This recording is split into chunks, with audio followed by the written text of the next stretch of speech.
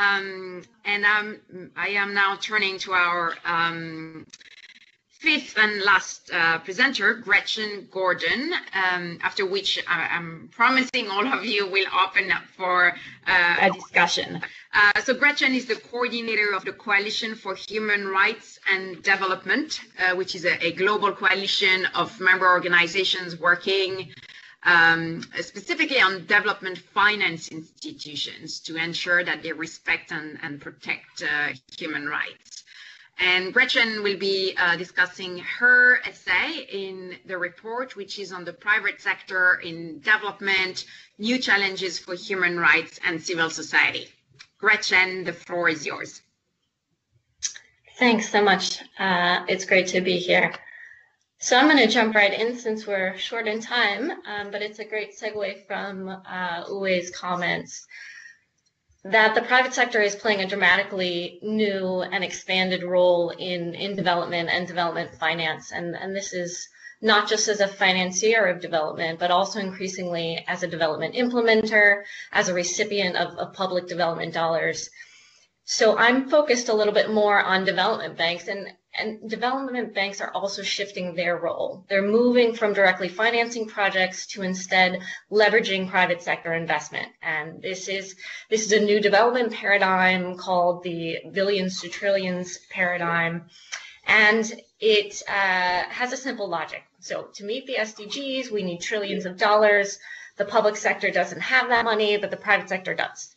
However, businesses are reluctant to invest in developing and emerging markets. So the billions available in public finance will need to be utilized to leverage the trillions available from the private sector. And the way you leverage that is either by sweetening the deal for the private investors or decreasing their investment risk. So unfortunately, this new paradigm has not been publicly debated. So it's useful for us as civil society to unpack it a bit.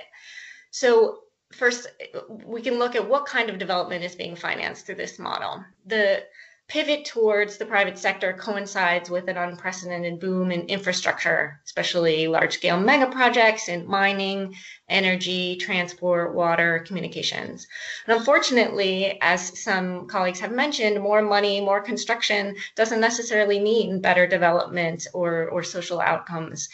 For instance, much of the energy infrastructure boom in Africa and Latin America is geared not towards meeting public need for electricity, but toward enabling mining and other extractive industries. Similarly, when the private sector drives development, critical priorities such as equity or serving low-income populations tend to lose out.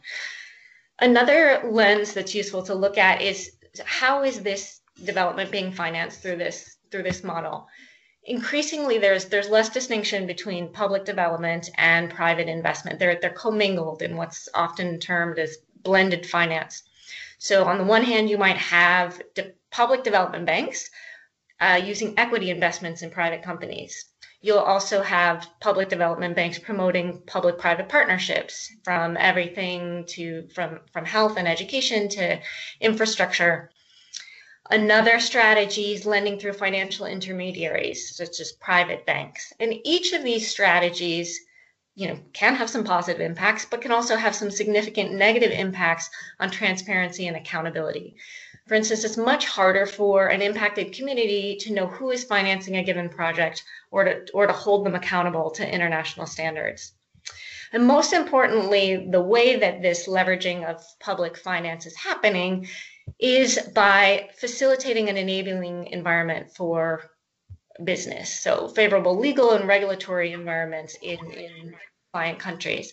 Around the world, we see countries weakening their social and environmental protections from whether it's labor laws or regulations on environmental licensing, all in an effort to attract investment and speed up development. And too often development banks are supporting these deregulatory efforts. So we see social protections being weakened at the same time as there's an increasing obstacles to transparency and accountability. And that is not a good recipe.